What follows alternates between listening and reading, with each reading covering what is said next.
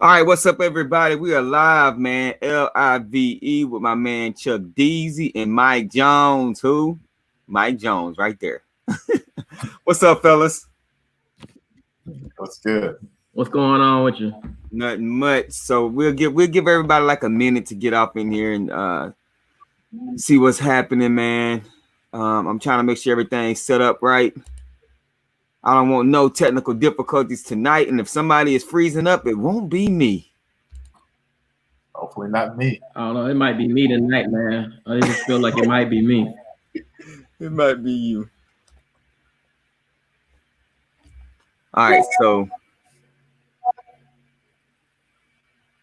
I got some people that's trying to come in, and they're gonna get out here. So yeah, man. So all right, fellas. Tonight we're gonna be talking about our boy Mikey, man. I was gonna pull up. Mike. Let me do this. I'm gonna share for everybody that don't know who he is. Mike Williams, whatever you want to call him. He is a high school phenomenon, basketball phenomenon. He kind of like me. No, you weren't that cold in high school. I was, though. Ask about me. No, you was not, bro. Tim No, Jones. you was not. Tim Jones. Yes, sir. Yes, sir. Boy, you was not. Okay. So anyway, I'm gonna share this screen with you guys so you can kind of see some of the. I'm not gonna say, well, yeah, I think it's safe to say the hype, man, because like I think he's living up to it, but it's still like it's some hype with this guy.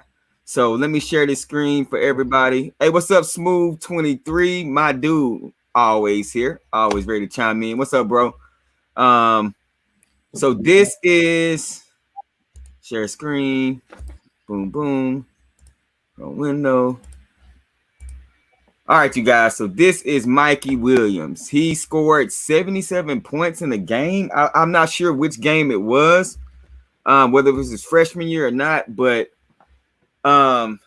people like LeBron, D Wade, Mo Williams, like NBA superstars are going to see this cat play, and he's not buckling under pressure. Like I watched a lot of his games on his highlights on YouTube, where they literally show all of his game.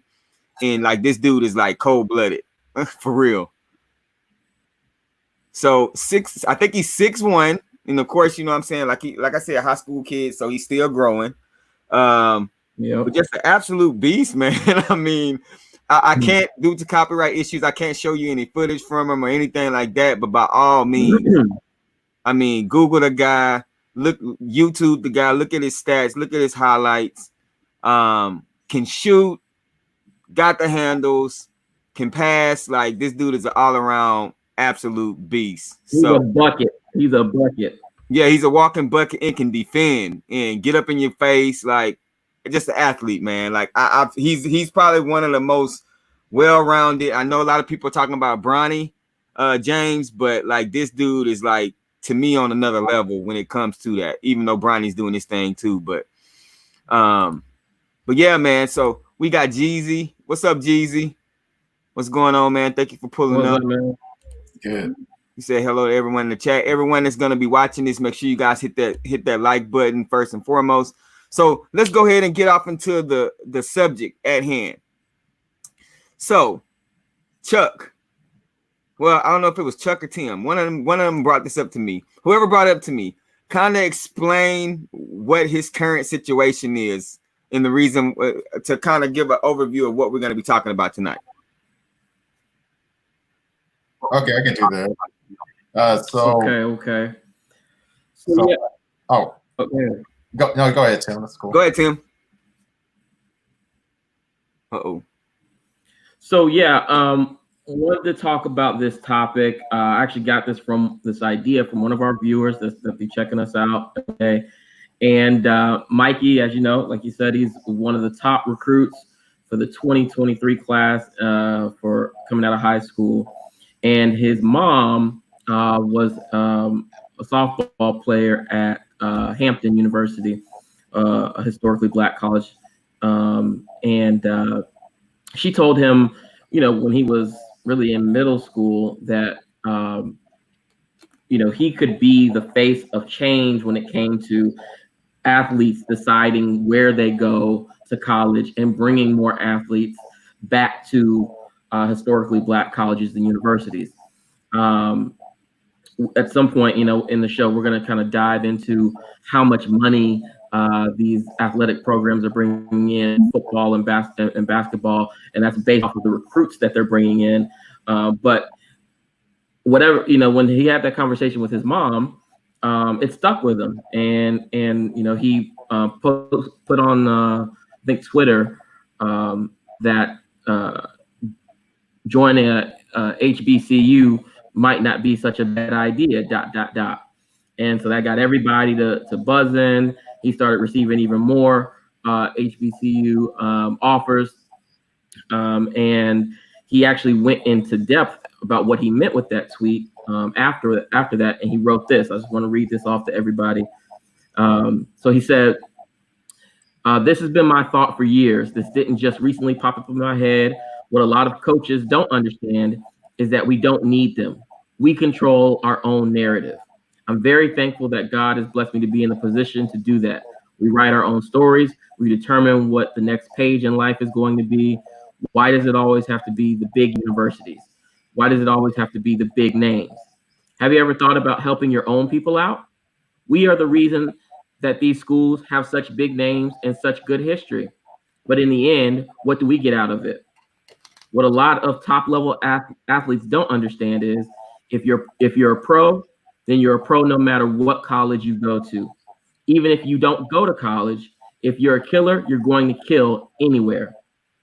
Not enough people speak on things like this, and I've been meaning to do so and put word out, but I figured this would be the perfect time to do it. I'm going to keep it short and simple. I just wanted to let everybody know that I am riding for my people. I'm 10 toes behind the black community. Any way I can help or make a change in the black community, best believe I'm going to do that.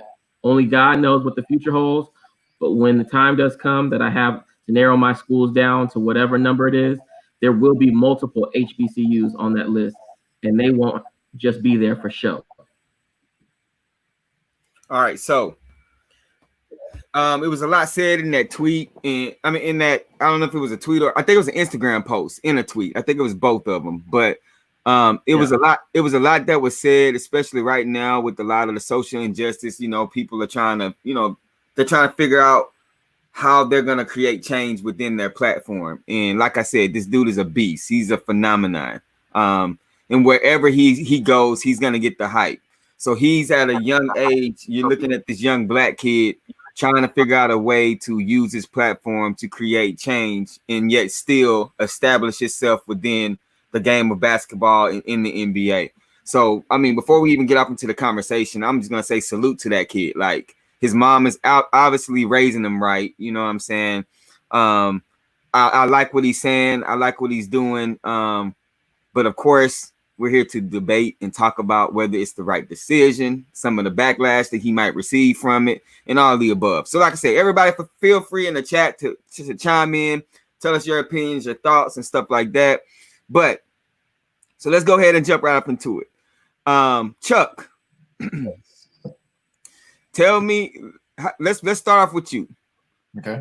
Give us some background, give us your thoughts. Like, if he chooses to go to if he chooses not to go to Duke, Kentucky, North Carolina, Kansas, if he chooses not to go to that and he chooses to go to a black university, what are your thoughts? Well, my thoughts are simply by the time he finishes high school, what will he be rated? Will he be rated a top 5 player, top 10 player, or will he drop off? Or will he drop from there, depending? Because he's still a freshman in high school, so I'm just curious. Like, if he continues to grow the way people expect him to, then at that point, I don't think it'll hurt him going to the HBCU. Like, there's some benefits to him going to HBCU if that's the case. One, he's going to help them make more money. And of course, the big universities, they're going to make their money no matter what. In particular, the universities that have college football, they're going to make a ton of money off of that alone. Second, just like Tim mentioned, his mom went to HBCU, so I'm sure over time his mom talked to him about some of the benefits of being at a HBCU. And not only that, some of the HBCUs, depending on what your interests are just like a lot of other colleges. They specialize in different areas. For instance, Prairie View University down here around the Houston area specializes in a really solid nursing program here in the state of Texas. So he clearly has his mindset set to the NBA, but that'd be something he could consider in case it doesn't work out for him also. But this is another interest. And lastly, they're going to pay him more endorsement money because endorsements are going to be available for college players by the time he comes out. There are going to be so many big endorsement platforms for him wherever he goes to, just because he'll be that sole person at that school. There won't be anybody else that he'll have to challenge for endorsement money for. Okay. So what's up, J Watch TV? We got Shonda. What's up, Shonda? I'm Sean. And then Smooth 23 said, I think that will be amazing if he went to a HBCU and more players can follow. Okay. I appreciate that. You guys comment, let me know. Everybody that's in here, hit that like button. So let me chime in a little bit, man. My role tonight is to play the devil's advocate. My role is to be Stephen A. I'm gonna stir up some junk tonight. You know what I'm saying? But before I get up into that character, I think it'll be very good. I think I've always been the type of person that I felt like, do things different. You know what I'm saying? Do things that kind of shock everybody to show that how excellent and amazing that you are. Your talent is your talent. You know what I'm saying? Don't let your talent be defined by a college or a organization. We got Tom Brady right now, where now he's late in his career. He's finally leaving the Patriots, and he's just now being able to show that he doesn't need the Patriots. He's an awesome quarterback, because it's people still questioning that. You know what I'm saying? I mean, I'm not taking anything from what he's been able to do, but what I'm saying is that choosing a university like North Carolina is like, of course, more television, more showtimes, all that stuff. I get that, and everybody expects you to do that. But I think if he chooses those, if he chooses HBCU, it just means that for the first time, all these major athletes, me and Tim was talking about this today, they're trying to figure out ways how to create change. And I think he's already doing it. You know what I'm saying? So he's starting his platform at an early stage in his life, where later on down the line, it won't hinder his family or him any decisions that he might have to make when it comes to that. They already know what he stands for. So I think it's awesome, man. I really do. If I had the choice, because I was that good, but I got hurt, so I couldn't. So I couldn't go. Okay, Tim. All right, I just lied to you guys. I'm sorry. I wasn't that good. I'm being truthful with you guys. But Tim, what do you think, man? So I'm right in line with you guys. I think it's phenomenal that he's even thinking this way as a freshman in high school. I think all of us can say that when we were freshmen in high school, we weren't even really considering where we was going to go to college and all that kind of thing, or trying to change the landscape of anything for our people at that time. We were just young and immature. So I think it's very mature of him. Kudos to his mom for having those early conversations. I'm not sure if his dad's around, if he's involved in having those conversations as well, but if he is, kudos to him as well. I think also, though, it's going to be great if he does make this decision. It's great for the landscape of HBCUs. And I think it also, in a sense, really says, why are we continuing to just go to these big schools? I mean, what is the purpose of it, right? Because as he's saying, and as we've kind of seen with some of these guys that are coming out right now, going to the big school isn't the only way to make it to the next level and be a top lottery pick at that. You've got LaMelo that decided to, or his dad decided, whatever, to go overseas, and he's going to be in the top 5 of this year's draft. And he's a bucket. And you've got these other guys that have decided that, hey, they decommitted from some of these big schools like Duke and Kansas and so on and so forth, and have decided to go straight to the G League and get paid as they try to wait to enter into the actual draft. So I think this is it's a great time. Any time would have been a great time to do this, but this is a good time. And I think if he does do it, he's going to have some other kids that follow in his footsteps. And ultimately, it will bring not only notoriety, but also that much needed additional money from athletics to these colleges and universities. And I mean, I know y'all see me rocking my Florida State jersey today. That's where I went to school. But I have to tell you that ever since I've graduated, I definitely see why a lot of people love their HBCU, the importance of the HBCU, and that whole kind of community, family feeling that they foster really at all of their universities for their students and alumni. So I think it's great. All right, so let's get off into the combo. Let's rattle some cages and stuff like that. Hold on, let me fix myself. Make sure we get up in here. All right, so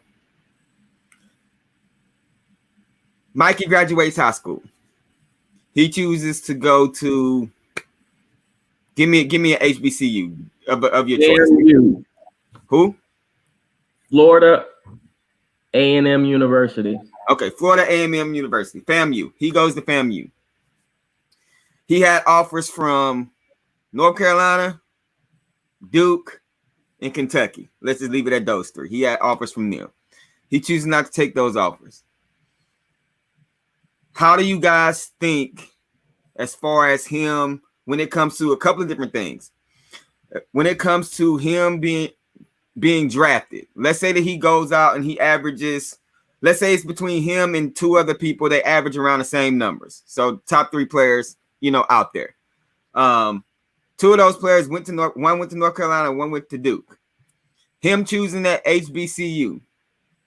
Let's say they don't go to the Final Four or anything like that, but he does his thing at the HBCU, okay? Mm-hmm. Not much television time because, let's just call it for what it is. Duke and North Carolina are going to get those. They're going to get those TV spots. That's just the way it is. Do you guys think that's going to hurt where he lands in the draft because he doesn't choose to go to North Carolina, Duke, or a big university? And see, that's where in my argument earlier comes from. Like, if he's coming out of high school as a top 5 or top 10 player, they're still, as long as he doesn't mess up on his end, like show that he needs some work, he's still going to be a top 5 pick, and by the time when the draft rolls around. Okay. What you think, Tim? Yep, I'm right there with you, Chuck. From what I've seen, because you've had some good players that came out of high school that didn't go to some of these top tier colleges and didn't have necessarily all of the TV time, but didn't fall off athletically. As long as they kind of stay on their trajectory plane, they're going to be fine. And if he goes to FAMU and he puts up similar numbers, he's still looking like a beast. He will actually him going there will actually get them on TV a little bit more than what they were previously. He will still be a lottery pick easily. So do you think that if more players start choosing HBCUs and other smaller universities, that the league will be more prone to let people come straight out of high school back into the NBA? No, I mean, why would you say that? I mean, just because they're going to different avenues and route to get there. Yeah. What you think, Chuck?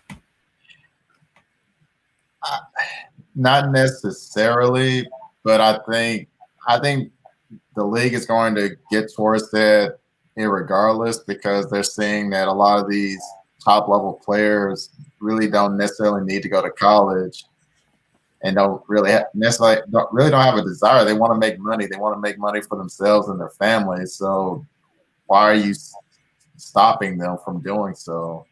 And also it's going to prevent it will prevent all the scandals from some of these universities from happening, where they're having to pay players underhanded, under the table money.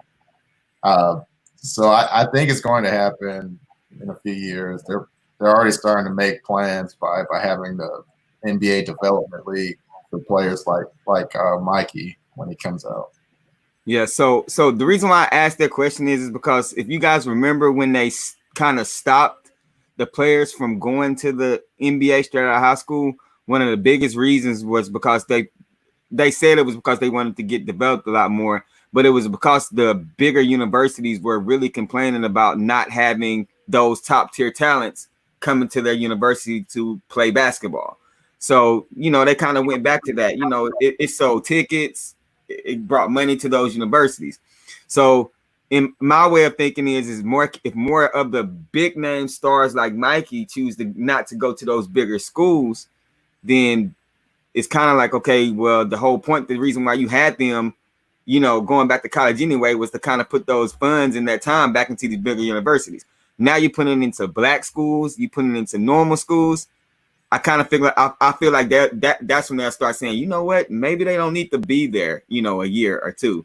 And then they'll start pushing that agenda to get them into the NBA more. Because why not let the NBA make that money instead of these smaller schools? Just my thinking, the way I think that the way things work out. But I mean, I could be reaching for that, but I mean, that's just whenever I thought about this, that's what I was thinking. Let's say that does happen. Let's say it does happen. Even if that does, you're still only going to get a very handful of kids coming out of high school that are actually going to make the actual draft, the NBA draft. Mm-hmm. I mean, I can think about the last couple of years, and you're probably talking about 5 really standouts that would be able to make that jump. Besides that, then those kids will still be able to go wherever they choose to go. Mm-hmm. And I do think that what we have seen with a lot of these kids recently is they kind of like to follow each other. You know what I mean? These kids know each other from AAU circuit and so on and so forth. So they say, okay, you going to HBCU? Cool. I can either come to your school, I could go to a rival school. We can make that whole conference bigger than it's ever been. We'll be the faces of the HBCU conferences. Why not? You know what I mean? Somebody will go along with Mikey on that, and then it'll be a trend that has been started, and there'll be more to follow and more to follow. But even if they do go straight, or the NBA allows them to go straight from high school, it's only going to be, I really think, less than a handful that can actually make that jump.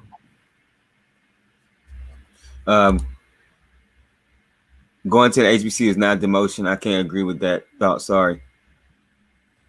No one's saying it's a demotion, but the stigma and apparently the perception is that, unfortunately, is that it's a downgrade from a big university. I mean, we just gotta keep it real. For a lot of people, when they look at HBCU or just smaller universities, if you have the option to go to a North Carolina or a Duke or Florida State or something like that, and you leave that on the table, they would consider that you took a demotion, a downsize in your choice. I'm not saying that it is, but that would be the thing.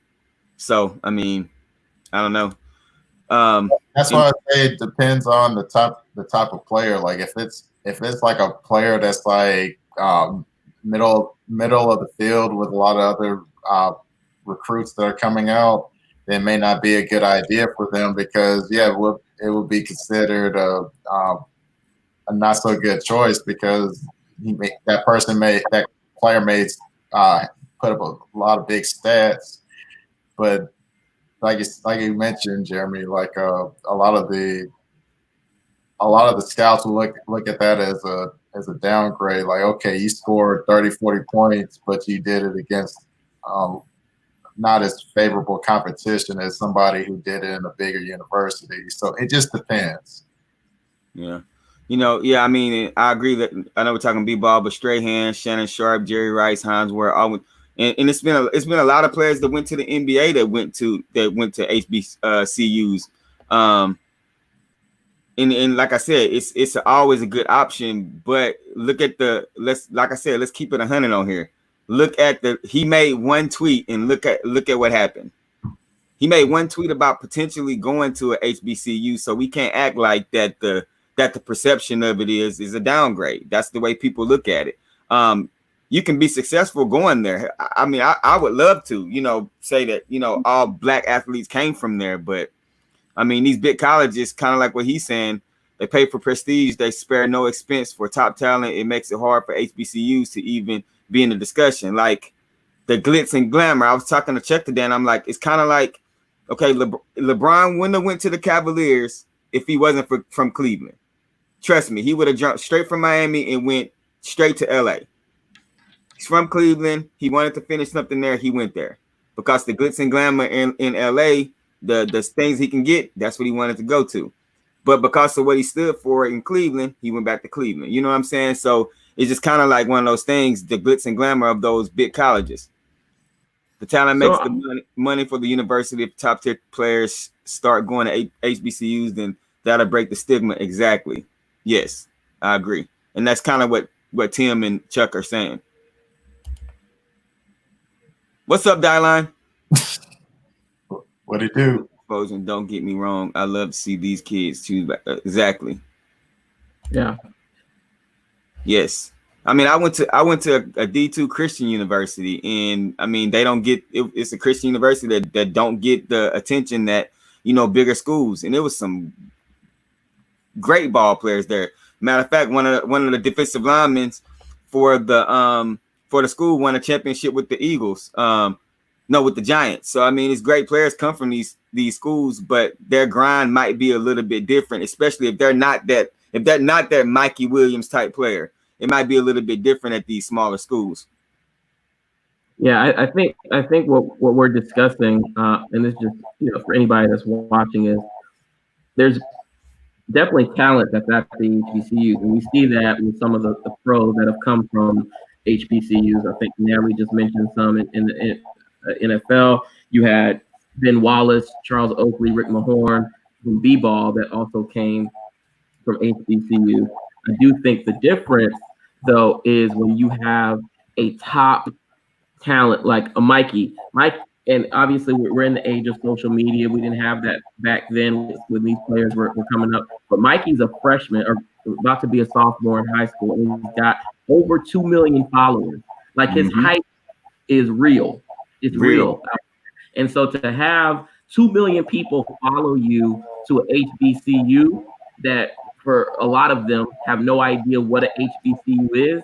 Yep. And then you make it cool for those other kids, those other young black kids who just want to attend an HBCU that, wasn't really that on their thinking. Maybe some of them were even thinking about going to college, period. You got 2 million people that he's influencing, kids his age and some of them younger. That's huge. That's huge. That's something that we can't really account for with a lot of these players that were there previously. Chuck, what you got? I'm just sticking with the fact that if you're like a middle tier player, it may hurt you. One example I think about is Dwayne Wade. When he came out, he wasn't highly recruited. He had to work on his game, and within 2 or 3 years, he was balling. Everybody was talking about him at Marquette, and the rest is history. So it just depends. Like if LeBron James had to go to college and he chose to go to Hampton University, he would still be #1 pick in the draft just because he was just that talented. So when you think about somebody like Steph Curry, went to a smaller university. I kind of, when you think about that, imagine if Steph Curry had chose like a Duke or a North Carolina. You know what I'm saying? He would have got a lot more exposure, especially being the shooter that he was. he did his thing. But what I'm saying is that Steph Curry wasn't a LeBron James. He wasn't a Mikey. Like the height wasn't around him.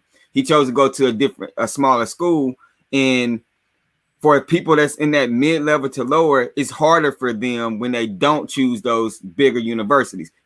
Listen, he's a champion by all means. Like he chose to go to the school of his choice, and I respect him for that. But the discussion is that for Mikey, we know Mikey's gonna be Mikey no matter what school he goes to. I'm talking about those average players that can play good and they choose to go to those smaller universities. My question to you guys: how much harder do you guys feel like their situation, their grind is going to be a little bit harder when they're more of the middle of the pack basketball players, if they choose not to go to those bigger universities?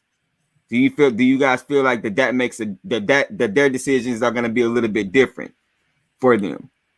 So what I would say about, to your question is, I don't think some of those players were even offered to go to Duke and Kansas and North Carolina. You know what I mean? I feel like some of those players that you're talking about, they got their breakout when they had the right exposure. So even Steph really kind of got started piquing everybody's interest when they saw him going off in the March Madness tournament. Same thing with CJ McCollum. He went to what about CP3? So CP3, he went Wake Forest, ACC. I mean, he came out of high school pretty well, recruited, and he did his thing at Wake. I mean, I don't know if he was offered, but Wake is a good school as far as top talent was concerned for basketball. So they don't know HBCUs because they don't visit. HBCUs are dope. I went to FSU and FAMU, vastly different. It will shape our Black youth for life beyond sports. Definitely, I agree with that. I feel if you're talented, they will find you. Also, it's about what connections these HBCUs have to get these scouts into their programs, and that last part is what I'm trying to get at for you guys is that when we're talking about scouting, what I'm saying, it's obvious. Tim, you hit the nail on the head. You said that these people don't even know what it is. So some of these scouts, they don't come to them because like we all have established that these people are not going to play there. So they don't even pay attention to them. When you got somebody like Mikey, yes, of course, they're going to start paying attention to him. The more people that go there, they're going to, which means that those scouts are going to start saying, okay, we need to start putting more of our time on the HBCUs because this is where the athletes are going, instead of putting our time, into these major universities just because this is what the norm is. So I think Mikey is really at a very, very young age. He has the opportunity to really shape and to form future athletes, especially these young kids with social media.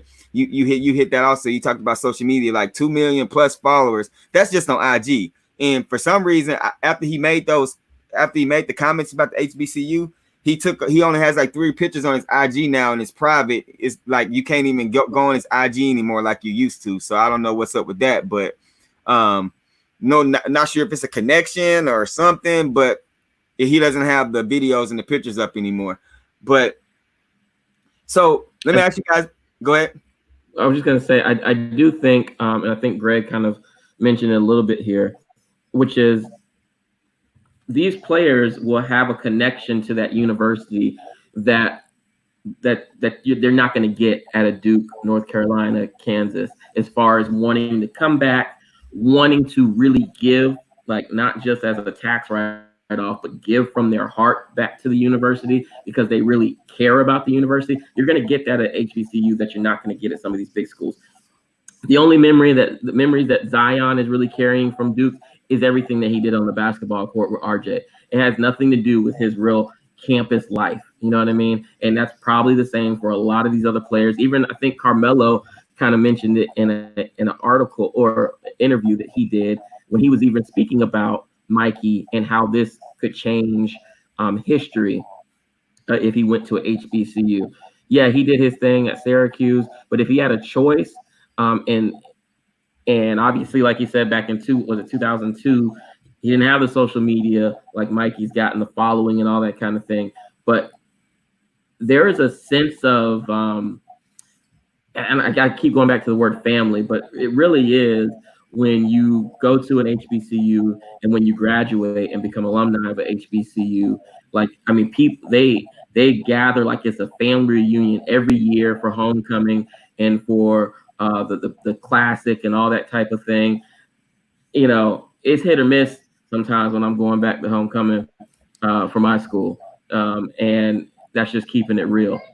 And so I think that's another thing, that another avenue that would encourage younger kids beyond Mikey to want to go to HBCU because of the attachment after you graduated. Yeah, and you know, but you gotta think about it. Think about when you went to college. The last thing on your mind was, well, on my mind anyway, I'm just speaking for myself, was the attachment or the relationship I'm gonna have after 16 years, you know, from leaving the school. Mm-hmm. But I think that for a lot of these young athletes, they need to see someone do it. And right. Mikey is the perfect one. So you always, you know, if you see somebody achieve something from a platform, HBCU, goes number 1 in the draft, does his thing, goes number 2 in the draft, whatever situation may be, other players are going to follow. But somebody has to break the mold and somebody has to do it. So he's already kind of opened the jar. He's opened it with the tweet. He still has, what, 2 years left before he even has to make that decision. And the talent ain't going nowhere. You know, Lord forbid he doesn't get hurt or anything like that.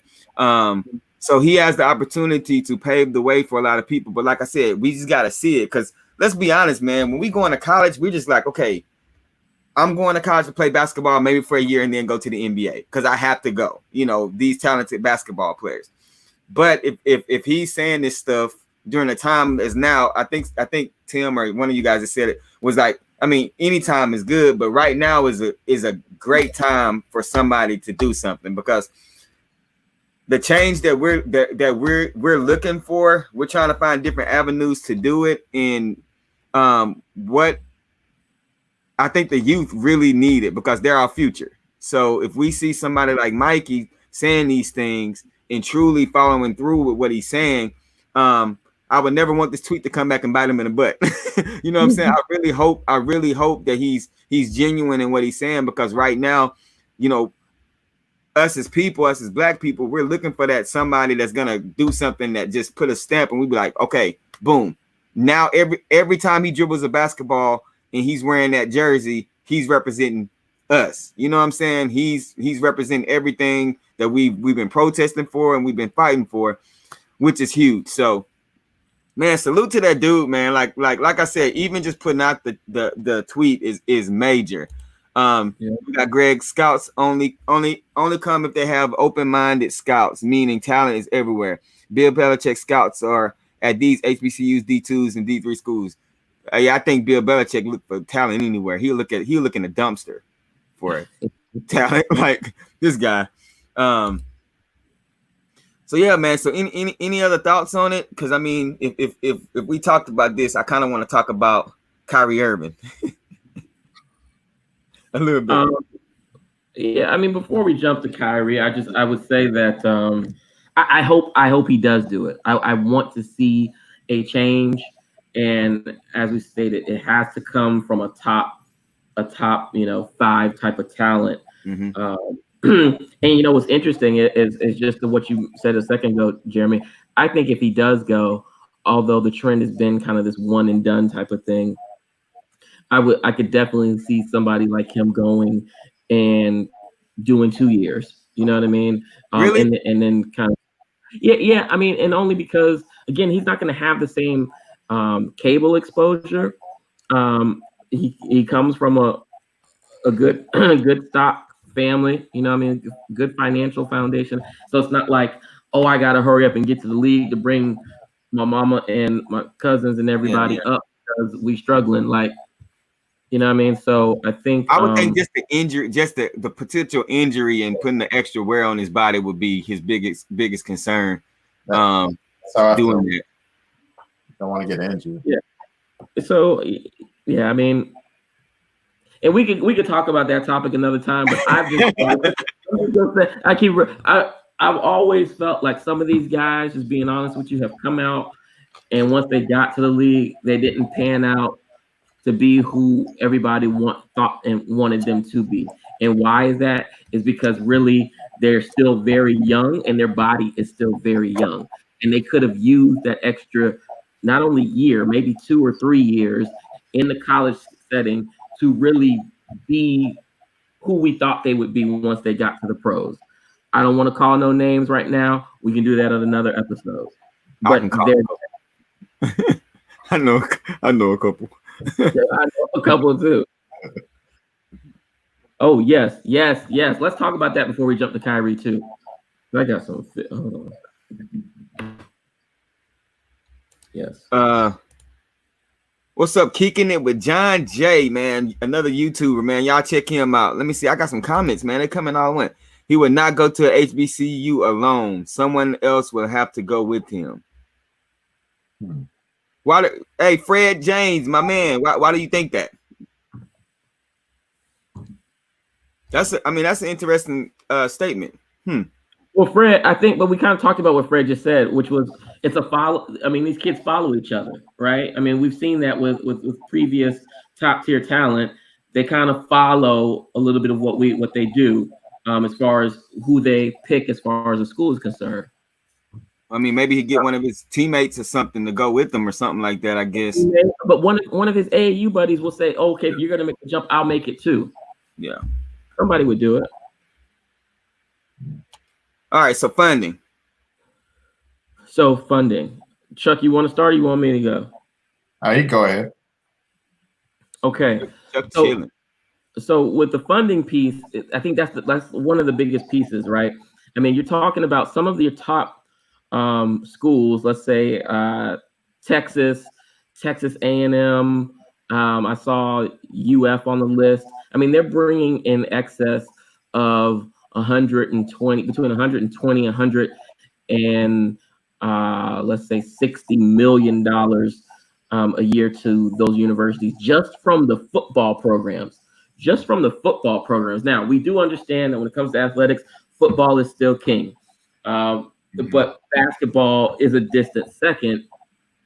But you're talking about how much money these universities could be bringing in by having a top tier talent come there, right? So I think the MEAC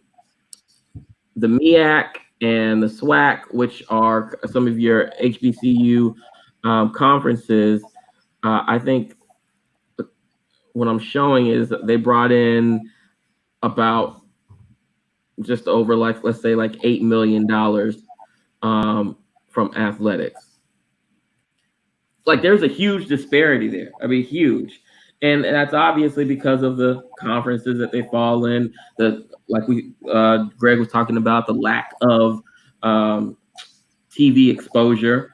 But the TV contracts will start to come if the talent is there. Then they'll say, oh, well, we want to see Mikey playing at FAMU versus Florida State, in the Donald L. Tucker Center. We want to air that one on ESPN2 on primetime. Oh, okay. Then you get more dollars rolling in. And so I think that also has a big impact. I know not also, it definitely has a big impact. And these schools could really benefit from that.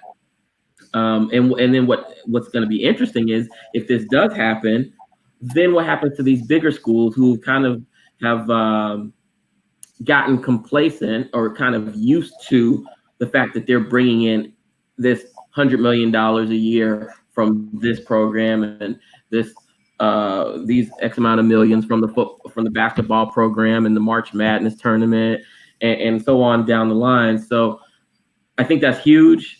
I really think that it could really take HBCUs to another level, not only behind their athletics, but just around programs and the campus and the amenities, the dorms, on down. I mean, from top down, it could be beneficial. very beneficial. What you think, Chuck? Yes, just like what Tim said, it would be very beneficial for the HBCUs on their part. Like I seen there was a Real Sports segment I saw about a year or two ago, and one of the things that they talked about was a lot of HBCU teams when they go out traveling to play different schools. A lot of times they could be away for like 2 to 3 weeks at a time. And that's just because they don't have the funding like the big schools where they can fly out to different schools and play at those locations. They have to literally travel the bus routes and get to those different locations. And at the same time, those kids have a tough time with their own educations at that. So if you start to have a big fluctuation of big time players going to the HBCUs and that money gets distributed to those locations, it will make a huge difference in what the experience you'll have there at those schools. And just like you mentioned, Tim, with the dorm rooms, the hangout spots like the cafeterias and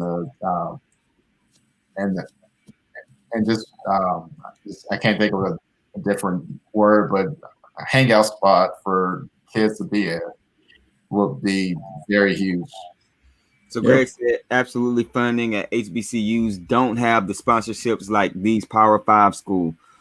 Once the talent comes in, they can upgrade the facilities and attract more of our youth. But until then, we need open-minded kids. Facts. Kicking it with John Jay as well as talk about the difference in facilities, the amount of athletes going to the league from HBCUs versus PWIs. So dude, like, I mean, it's so many different aspects from this that we could talk about, because like the thing is that funding, kind of like what both of you guys are saying, if the talent is there and it's gonna sell tickets and it's something that they can put on television, of course, that'll change anything. You know what I'm saying? Like sponsorships, that'll get ESPN there. ESPN could they okay, let's say Mikey goes to FAMU. I guarantee the college televised schedule has more FAMU games on there than it normally would if he wasn't there. That's out of the gate right then. It's gonna happen. Okay. Now, let's say he's killing within the first month of the of playing at FAMU. I guarantee they make some adjustments on their schedule too, and somewhere somehow you're gonna see more of his games. You're gonna see, even if it's on talk radio, you know, if it's more on ESPN, they're talking about more of his games. Even if it's on social media, ESPN, you know, 360, I think that's what it is. They're playing it somewhere, somehow. They're gonna try to profit off of what he's doing at the HBCUs, which in tune still does exactly what him and his family are talking about doing, getting more attention on those HBCUs. So it's a win-win no matter what. He's playing basketball and he's doing it for his people. So I mean, like I said, I love it, bro. Kids are very impressionable. Not trying to be negative, but let's be real. Kids transition from most of their surroundings is what they will see at HBCUs, meaning gyms, football fields, and locker. Yeah, I mean, from what John Jay was kind of saying, the facilities, when you look at the locker room at LSU, at Florida State, all those top guys, top universities, versus what you're going to see is the locker room at FAM or at Morgan State or at Morehouse. It's night and day. But again, I think we're at the kind of like the edge right now where things can kind of start to happen. You know, like you said, if Mikey's at FAMU, and let's just say this, you know, let's say if this was a couple years ago, and Sayin decided he was going to go. I think he was thinking about an HBCU in South Carolina, where he's from, and they play in the MEAC or the SWAC tournament. Well, guess what? ESPN, CBS, somebody is going to pick that game up because they know viewers want to see Mikey versus Zion or Mikey versus whoever the other top kid is that's at an HBCU. People want to see that. We gonna make some money off of putting that on the air. That's all it takes. And then, as you said, more kids will start going. You'll start to see more of these games, on our TV screen. But yes, the facilities are night and day. I mean, like I said, I went to Florida State, but I was on FAMU's campus. I saw, their locker room, their dorm rooms, their facilities. It paled in comparison, but that's because they don't have the same amount of resources coming in. But if they did, it'd be more in line. If they got more talent, you start to see the benefits of it. Yeah. So rooms set us some slight upgrades, but they get to these big D1 schools now. Now the facilities. So yeah, I mean, just like what you're saying, but like I said, all that starts and begin with Mikey going there. So if Mikey goes there, maybe some, create some change and some funding and stuff like that can happen, and more sponsorships, more money is there, and so things change when it comes to what happens there. So make sure I don't have any more comments here. So any final things you guys want to say about the Mikey situation? So okay, well, you know what? Let me ask you guys this. I don't know. I haven't looked. Has he stated? I know he made the tweet and said, "Don't be surprised if we see any HBCUs on there." Do we have any idea of any of them that he's thought about, or has he mentioned any of them since he made that? Yes, I have a list. Hold on, let me pull it up. I know he received about a dozen offers already, and they haven't even. These are schools I never even seen him play. They just went ahead and just sent him 4-year scholarship offers, like Tennessee State. Yeah, so he's got. Okay, I got it. I'm gonna pull it up on the screen. Hold up.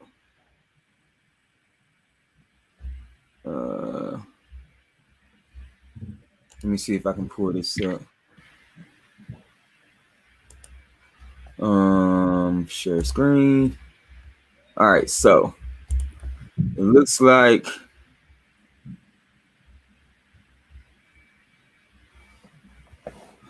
man,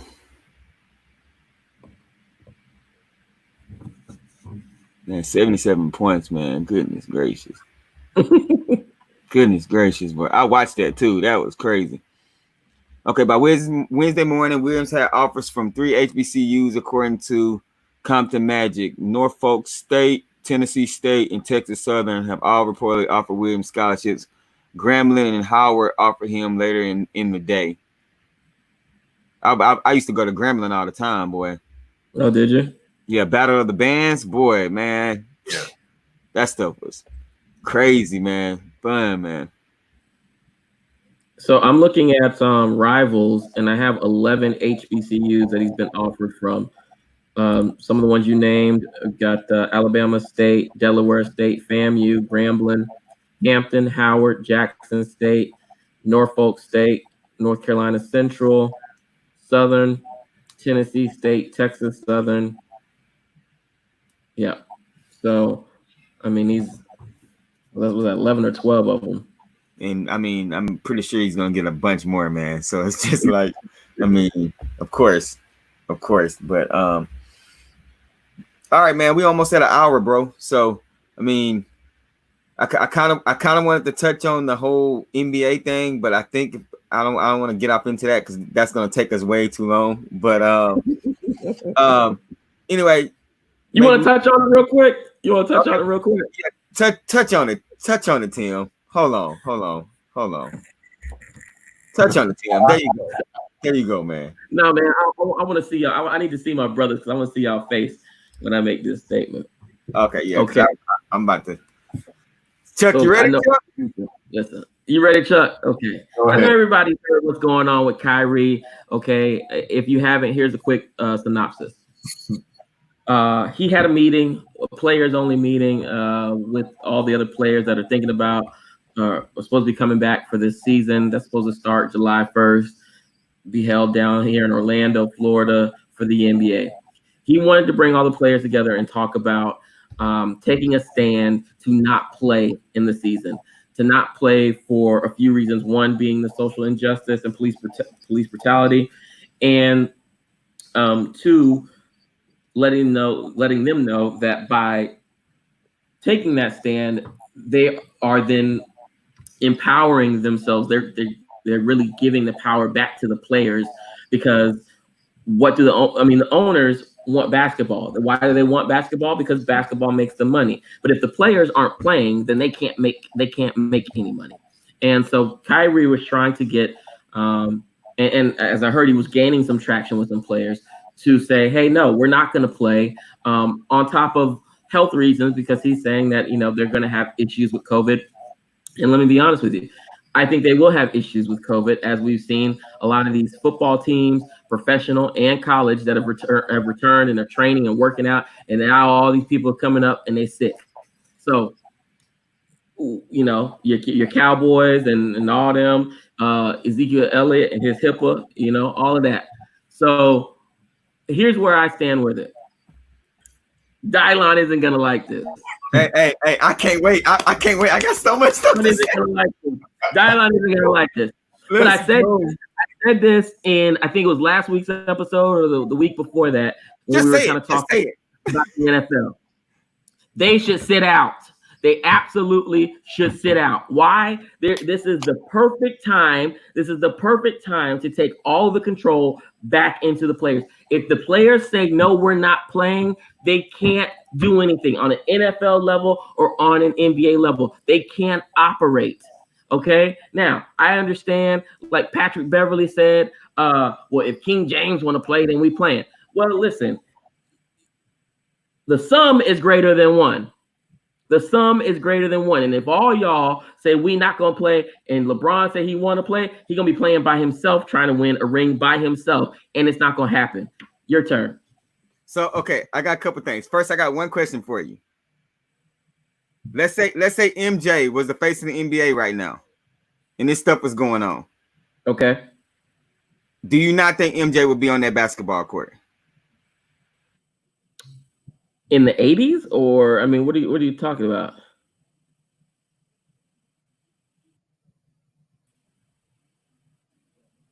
Hello? Yeah, I'm here. Oh, Jeremy's stuck. All right. All right. Let me say how I feel. Okay. All right. Kyrie, in my opinion, is just trying to blow smoke up everybody's area. just because think about it. He really doesn't have anything to play for. He's just like KD. He's waiting for next year for when they can go all in for the championship. He knows he doesn't really have a shot this year.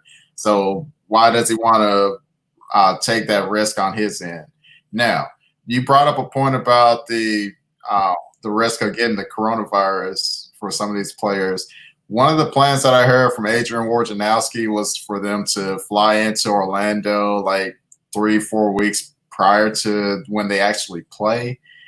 They're going to basically self-quarantine for about a couple of weeks, which will prevent anyone from having the virus when they actually play. And that was another plan that they had in place. Hold on, I'm back, baby. Hold on. I'm back. Hold on. Dude,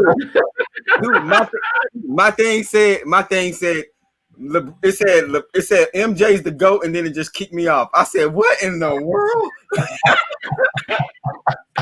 Okay, hold on. So I'm looking at the comment. MJ would play. But you ain't even got to answer it. MJ would play. And he's the GOAT. And he would play no matter what's going on. This is the same guy. Hold on. Let me explain something before you jump back in. Hold on. Chuck was explaining something before you jump back in. Get that. Hold on. Let me finish my statement. Because Dylon, hold on. Yeah. Okay. So this is what I'm saying. What I'm saying is this. So we're saying Kyrie is saying that the whole COVID-19 stuff. Let's start with that. I'm gonna address that real quick. And you ain't gonna like what I'm about to say, but We saying that the NFL players are out here, they're playing, they're getting COVID-19. Yep. Okay. We got people protesting right next to each other 6-7 hours a day, every single day. Yep. I mean, all I'm saying is it's their choice. Let these people have the choice to do what they want. If they want to play and if they want to put themselves at risk for COVID-19, that's on them. That's their choice. That's all I got to say about the COVID thing. Kyrie, second thing I got to say about Kyrie, anything he can do to make sure LeBron James don't have a shot to win a championship, this is personal with him, bro. Everything is personal. It has nothing to do with everybody else. Because my thing is this. When Trayvon Martin got shot, everybody, and then when I forgot the dude's name, but when everybody put "I Can't Breathe" stuff on, they had hoodies on, nobody stopped playing basketball. That was the perfect time too. To stop playing.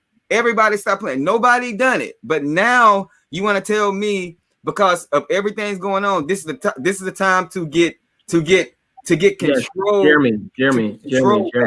All I'm saying is this. Hold on, let me finish. All I'm saying is this: if Kyrie, maybe if it was coming from somebody else, maybe I would be like, you know what? Maybe this is genuine. Everything that Kyrie has said, he's like the Kanye West of basketball, the old Kanye. Every time it's something outrageous said, or any kind of disruption he can do in the NBA or anything, he does it. And it just seems like it's so unstructured and it has no meaning behind it. So when we want to make Kyrie the face of something and say it stands for social injustice, I think we need to be very careful with that because we don't know what he's gonna say tomorrow that's gonna throw us for a loop, dude. Like I just don't believe it. I don't believe that's the purpose for it. I don't believe that's the purpose for it, bro. Okay, can let me just answer to what you said? Okay, so the COVID thing, right? What I do know is that the NBA has an image issue, right? That's why. Okay, so let's go back many years ago. You had a player that died on the court because of a blood clot. And somebody said his name and I forgot, but anyway, we'll come back to that. But that is also the reason why they did not let Chris Bosh play when he had that blood clot, because they were afraid that he would die on the court, and they didn't want to have an image issue with them allowing a player to play and they die on their watch, essentially. The NBA does not want to allow anyone to die because of COVID, especially one of these people that is in Orlando with this special asterisk season, etc. So what I'm saying is avoid the PR nightmare if that were possible by having these players play up on each other. As you see right now, you've got it running rampant through your college programs. It's now running rampant through your professional NFL programs. And if you bring these players back, it will happen some kind of way. I don't care what kind of boundaries and barriers you want to put on things. If you have people's families there, and their families will inevitably, at some point, somebody got to leave for some emergency, and somebody gets contacted, and bloop, bloop, bloop, there goes the compounding effect. Okay, now, Kyrie, here's why what you said is completely different from the Trayvon Martin and George Zimmerman issue to now. During the Trayvon Martin and George Zimmerman issue back then, we weren't in the middle of a civil rights movement of 2020. We weren't in a racial war, essentially, on social injustice. That was a very big but isolated event at that time. Yes, they were wearing people rocking the hoodies and I Can't Breathe shirts, but that was really kind of what some will say was kind of like the first to this whole cycle that we've been seeing that's kind of hit, kind of bust wide open here recently with George Floyd, right?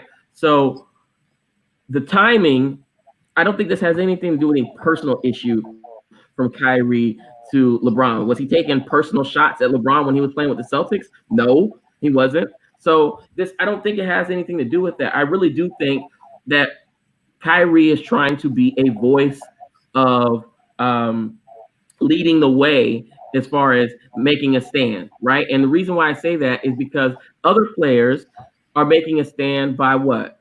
Tweeting out things. Now, you do have some that are being very active and proactive in their protests or talking to mayors and elected officials about certain things. I know we've seen Russell Westbrook out there with the people and a few others. But I think Kyrie's trying to make a stand. And as I said before, it really just takes the right person. So I believe if it was LeBron or if it was maybe a CP3 or somebody like that that said, hey, let's make a stand and let's do this as a unified front, then they would do that. And the same thing on the NFL side. If it was Pat Mahomes, right? If it was Pat Mahomes and Russell Wilson that said, hey, let's take this stand instead of Kaepernick that did it, and they were doing it right now, people are going to listen. So because behind it. Go ahead. So you're saying that the difference between now and when it happened in the past is because we're in the civil rights movement right now. So therefore, that means that you have to react. I guess my question is this: we're talking about Mikey being the single person to go to a HBCU to create some change.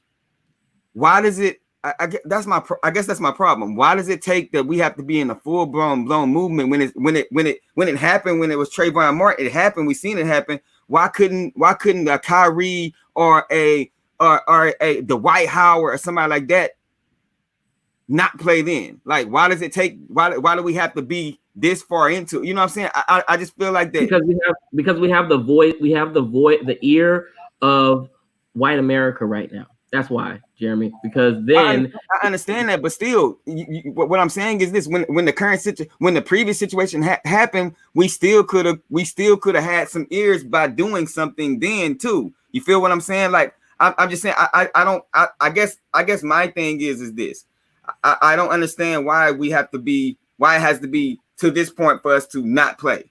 But back then it was okay to continue out a season when something happened.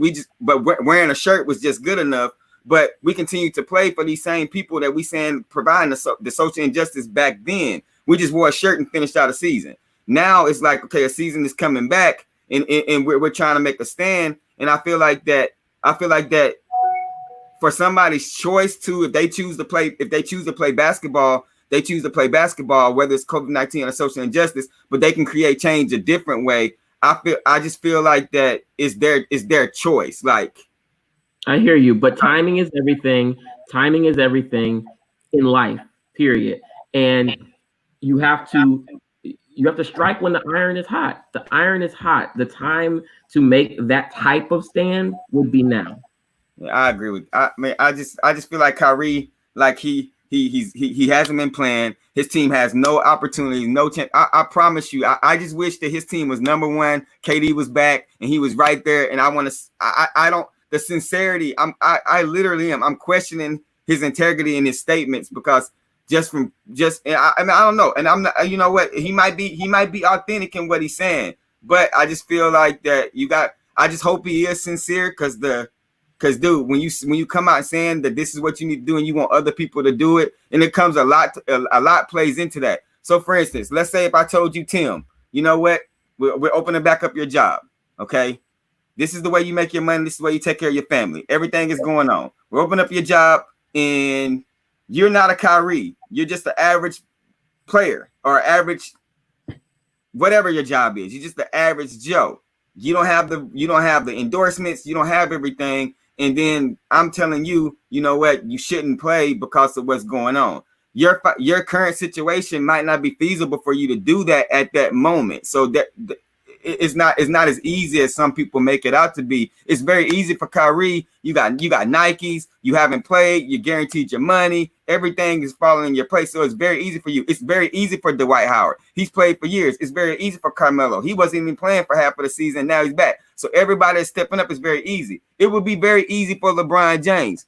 I think LeBron reasons are very self-centered based around a championship. I truly believe that. I believe that if this was the Lakers team of last year and this was going on, LeBron didn't even want to play anyway. You remember? I feel like LeBron would be saying, we don't need to be playing. I truly believe that. But I mean, I don't know their hearts or their circumstances. I'm just speaking on, the vision. I'm seeing. Chuck, what you think? I know me and Tim. Hey, me and Tim can go at this all night, baby. All night.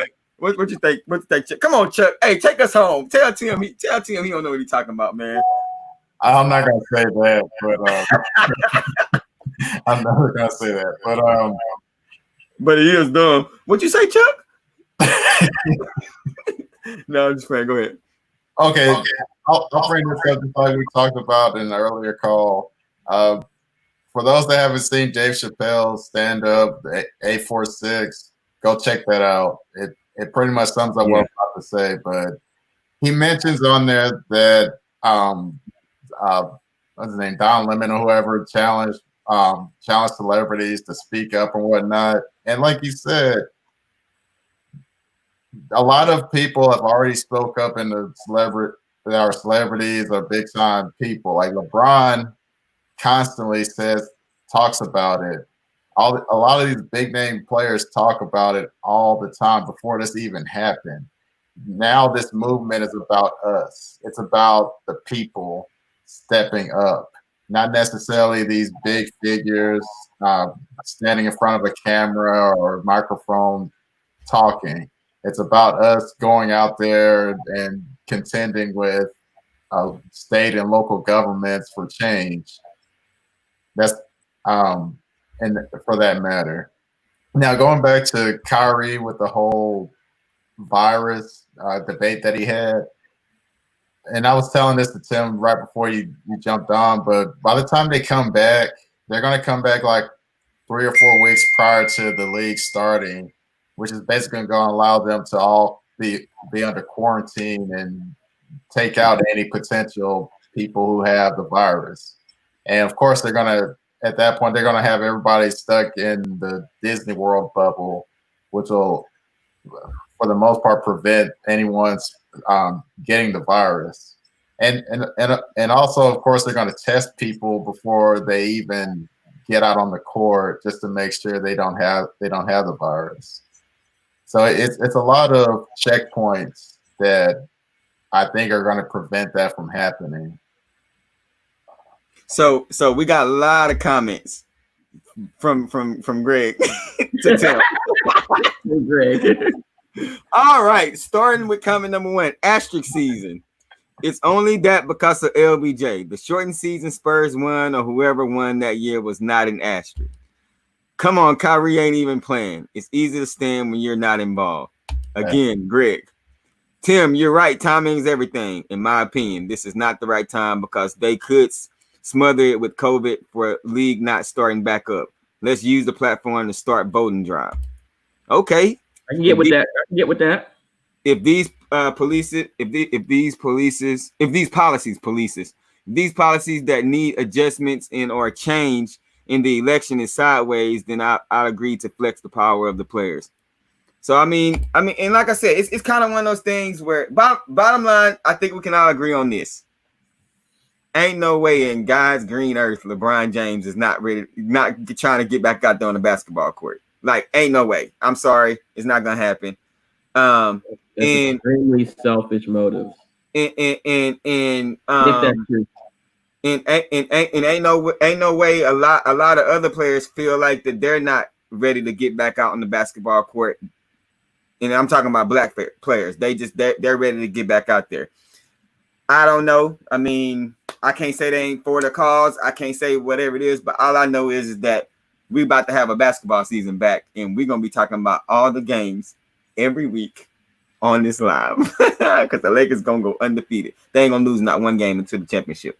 Oh, another thing that I heard too is that they're gonna have it where teams can have additional players on the squads. Like they'll up it from like 15 to like 17 or 18 just to cover that. Yeah, that's right. Because if somebody gets sick for that COVID, we need to have them shooters off the bench. It's foo-foo. This whole season is foo-foo. And that hardware ain't gonna be foo-foo. All right, man. Let's get off here again because I can't wait. I'm so excited.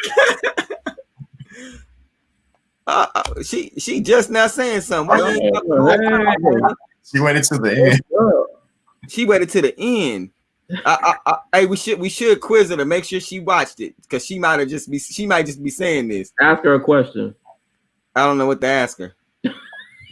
I don't even know what we talked about. I don't even know where I'm at right now. I'm like Kyrie right now. I mean, I'm like Kawhi right now. Hey, Kawhi ain't saying nothing. He hasn't. He ain't spoke on nothing. But anyway, all right, man. So we're gonna get off here, man. I appreciate everybody. Let's see. Hey, Greg, or either Greg, let me know. Greg, give us the topic for next week right now. 1, 2, 3, go, Greg. Give us our topic for next week. Come on, Greg. Come on, Greg. You hope you typing. I wish it showed me if he was typing or not. You got 30 seconds, bro, to give me the topic.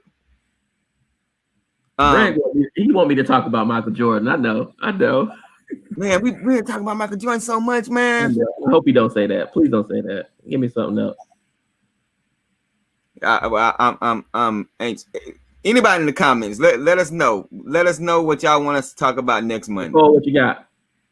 Because I was thinking about that. Like, man, I don't know what to. Who typing? It says 30 seconds. Who typing? Ain't nobody typing. Ain't nobody said nothing. So they don't want us to keep going. They want us to end the show. Period. They want us to go out the air. Hey, how about we do a Mount Rushmore? Man, I've been pushing that one off, man. I know. I have because, dude, that's gonna take some. Well, you know what? I'm gonna be off work because my birthday coming up, so maybe I have the time to sit back and really think about a Mount Rushmore. Right? You turning 40, right? Yeah, man. I'm turning 46, bro. Nice, dude. Yeah. I almost caught your 51. Yeah, you think you slick, man. She said football. But what about I didn't ask you to give me a comment or a topic. Nobody what exactly though, Nicole? Like, what are we talking about in football? So what about fantasy sports? Ooh. Huh. What about fantasy though, Greg? Like, y'all gotta be more specific. Yeah, hey, I mean, they just very vague. So, hey, what if we, based off of the teams the 22 teams that's coming back to the NBA, what if we create our fantasy basketball teams? See, she said, "See, that's why I don't comment." No, okay, we said be specific. No, listen, yeah, let us know. Football. What about football? What exactly about football do y'all want us to talk about? We'll talk about Ezekiel Elliott and his HIPAA and with the COVID. You want to talk about the Bucks and Tom Brady and Gronk? I mean, what about what play? Oh, like predictions for the season. Oh, we could do that. We could talk about like predictions. Maybe we could talk about like how the who's gonna be in the playoffs, who's gonna go to the Super Bowl. I don't know. I guess maybe we could talk about that for both conferences, and then who end up being in the Super Bowl. I mean, the Tom Brady gonna win it anyway. It don't matter. Sure. Dude, Chuck, you about to be mad, bro? Because hey, for a change, Tom Brady ain't gonna be with the Patriots, and he's still gonna win. You about to be mad? Oh, she's correcting. She's correcting the typo. Oh. Okay, so can you give us something specific on football? Yeah, because I mean, we already know who's gonna win it. Me and Tim agree on this one for a change. Hey, Chuck, who's your team? Texans. Look at Tim's face. Hey, Greg, let us know about fantasy sports. Like, what about fantasy sports? Man, let us know, man. But my comments are delayed on here. Let me go on the actual YouTube thing. They super slow. I'm pretty sure they've already commented. Hey, the Texans ain't too bad though. No, they still pretty bad. They're good. They just have a terrible coach. Hey, who's your running back now, Chuck? David Johnson. Oh, okay. Football owners. Oh, okay. Look at this one. Oh, yeah. Yeah. I didn't see that yet, but. Wait, say. Okay. Let's do that, but also let's throw some predictions. let's throw some actual sports stuff here, man. I'm kind of getting a little bit morbid, man, between COVID-19, social injustice every week about this stuff, and I know it's very important. But I want to let's spice it up a little bit. Let's talk about Tom Brady winning the Super Bowl because I like that. Can we do that?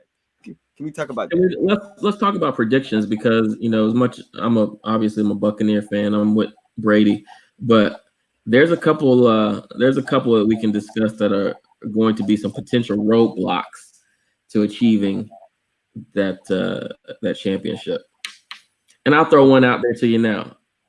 And that's the Baltimore Ravens.